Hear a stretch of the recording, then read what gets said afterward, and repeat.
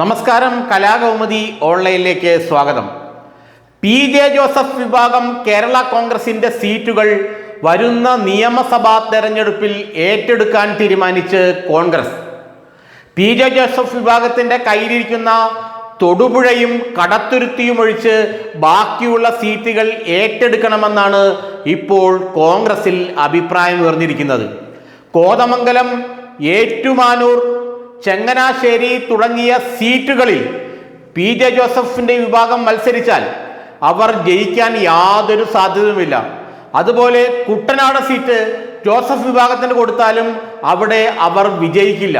എന്നാൽ ഇവിടെയെല്ലാം ഈ 4 സീറ്റുകളിലും ശരിക്കും കോൺഗ്രസ് സ്ഥാനാർത്ഥികൾ മത്സരിച്ചാൽ നിഷ്പ്രയാസം വരുന്ന തെരഞ്ഞെടുപ്പിൽ ജയിക്കാമെന്ന കണക്കുകൂട്ടലിലാണ് കോൺഗ്രസ്. അതുകൊണ്ട് ഇവരിൽ നിന്നും ഈ സീറ്റുകൾ എടുക്കാനുള്ള നീക്കം കോൺഗ്രസ് ഊർജിതമാക്കി കഴിഞ്ഞു. മാണി ഗ്രൂപ്പ് ഇടതുമുന്നണിയിൽ നിന്നും വിട്ടുപോരുമെന്നുള്ള പ്രതീക്ഷ ഇപ്പോൾ നിലവിൽ കോൺഗ്രസിനും UDF-നും ഇല്ല. സണ്ണി ജോസഫ് KPCC അധ്യക്ഷനായ ശേഷം ചില ചർച്ചകളൊക്കെ ഈ വഴിക്ക് നടന്നെങ്കിലും ജോസ് കെ മാണി അടുക്കുന്നില്ല, അല്ലെങ്കിൽ ജോസ് കെ മാണിയെ വിടാൻ പിണറായി വിജയൻ തയ്യാറാവുന്നില്ല. അതുകൊണ്ട് ജോസ് കെ മാണി UDF-ന്റെ ഈ നീക്കങ്ങൾക്ക് ഈ തൽക്കാലത്തേക്കെങ്കിലും തലവെച്ച് കൊടുക്കുന്നില്ല എന്നാണ് നമ്മൾ അറിയുന്നത്. അതുകൊണ്ട് തന്നെ ഈ ജോസഫ് ഗ്രൂപ്പിന്റെ കയ്യിലിരിക്കുന്ന ഈ പ്രധാന സീറ്റുകൾ കോൺഗ്രസ് തിരിച്ചെടുത്താൽ ആ സീറ്റുകളിൽ കോൺഗ്രസ് ജയിക്കുകയും ഈ 4 സീറ്റുകളിലും കോൺഗ്രസ് MLA-മാർ ഉണ്ടാവുകയും ചെയ്താൽ ഭരണത്തിലേറാൻ നിഷ്പ്രയാസം കഴിയുമെന്നുള്ള സൂചനയാണ് കോൺഗ്രസ് നേതാക്കൾ നൽകുന്നത്. കഴിഞ്ഞ തെരഞ്ഞെടുപ്പിൽ 2021 തെരഞ്ഞെടുപ്പിൽ ജോസഫ് ഗ്രൂപ്പിന് നൽകിയ സീറ്റുകളിൽ ആകെ 2 മാത്രമേ അവർ വിജയിച്ചുള്ളൂ. അതൊന്ന് കടത്തുരുത്തിയും മറ്റത് പി ജെ ജോസഫിന്റെ സീറ്റായ തൊടുപുഴയും. ഇത്തവണ പി ജെ ജോസഫിന്റെ മകൻ അപ്പു ജോൺ ജോസഫ് മത്സരിക്കും എന്നാണ് മനസ്സിലാക്കാൻ കഴിയുന്നത്. പി ജെ ജോസഫ് തന്റെ രാഷ്ട്രീയം അവസാനിപ്പിച്ചു കഴിഞ്ഞു. അപ്പു ജോൺ ജോസഫിനെ തൊടുപുഴയിൽ സ്ഥാനാർത്ഥിയാക്കി നിർത്തണമെന്നുള്ള ഒരു വിവരം അദ്ദേഹം UDF നേതൃത്വത്തിന് കൈമാറിയിട്ടുണ്ട്. അവർ അത് തത്വത്തിൽ അംഗീകരിച്ചിട്ടുണ്ട്. അങ്ങനെ പി ജെ ജോസഫിന്റെ രാഷ്ട്രീയ പിൻഗാമിയായി അദ്ദേഹത്തിന്റെ മകൻ അപ്പു ജോസഫ് വരുമെന്നുള്ള കാര്യം തീർച്ചയായി കഴിഞ്ഞു. കടത്തുരുത്തി മോൻസ് ജോസഫിന്റെ മണ്ഡലമാണ്. അത് മോൻ ജോസഫ് ആർക്കും വിട്ടുകൊടുക്കില്ല. അദ്ദേഹം നിന്ന് ജയിച്ചാലും തോറ്റാലും ആ മണ്ഡലം മോൻ ജോസഫിന്റെ കയ്യിലിരിക്കും.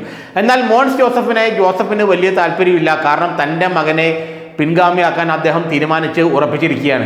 പി ജെ ജോസഫിന്റെ കാലം കഴിഞ്ഞാൽ കേരള കോൺഗ്രസ് ജോസഫ് വിഭാഗം തൻ്റെ കയ്യിലിരിക്കുമെന്നാണ് മോൻസ് ജോസഫ് കരുതിയെങ്കിലും അത് ഉണ്ടാകാൻ സാധ്യതയില്ല. ഏതായാലും ഈ 2 സീറ്റ് ഒഴിച്ച് ബാക്കിയുള്ള സീറ്റുകൾ കേരള കോൺഗ്രസ് ജോസഫിന് കൊടുക്കുന്നത് മണ്ടത്തരമാണെന്നും ആ സീറ്റുകൾ വെറുതെ കൊണ്ടുപോയി കളയുകയാണെന്നുമാണ് കോൺഗ്രസിനുള്ളിലെ എല്ലാവരുടെയും അഭിപ്രായം. അതുകൊണ്ട് എന്ത് വന്നാലും ജോസഫ് ഗ്രൂപ്പിന്റെ കയ്യിലിരിക്കുന്ന 4 സീറ്റുകളടക്കം തിരിച്ച് പിടിച്ച് അവിടെ കൈപ്പത്തി ചിഹ്നത്തിൽ കോൺഗ്രസ് സ്ഥാനാർത്ഥികൾ മത്സരിക്കേണ്ടത് അനിവാര്യമാണെന്നും അങ്ങനെ മത്സരിച്ചാൽ 2026 4 സീറ്റുകൾ കൂടുതൽ കോൺഗ്രസ് ലഭിക്കുമെന്നും അങ്ങനെ ഭരണത്തിലേറാൻ കുറച്ചുകൂടി വഴി തുറന്നു കിട്ടുമെന്നുമാണ് കോൺഗ്രസ് നേതാക്കൾ എല്ലാവരും പറയുന്നത്. അത് KC വേണുഗോപാൽ മുതൽ VD സതീശൻ, രമേശ് ചെന്നിത്തല അടക്കമുള്ള എല്ലാ നേതാക്കളും ഇതേ അഭിപ്രായക്കാരാണ്. അതുകൊണ്ട് തന്നെ അതേസമയം കത്തോലിക്ക സഭയുടെ ഇടപെടൽ ഇക്കാര്യത്തിൽ ഉണ്ടാകുമെന്നുള്ള ഭീതിയെങ്കിലും കോൺഗ്രസിനുണ്ട്.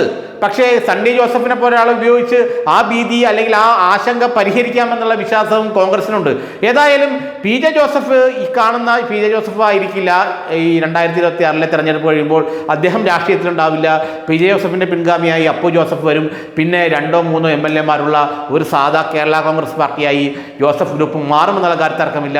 ജോസഫ് ഗ്രൂപ്പിന്റെ 4 പ്രധാന സീറ്റുകൾ എന്തായാലും കോൺഗ്രസ് ഏറ്റെടുക്കുമെന്നാണ് ഇപ്പോൾ നമുക്ക് അറിയാൻ കഴിയുന്നത്.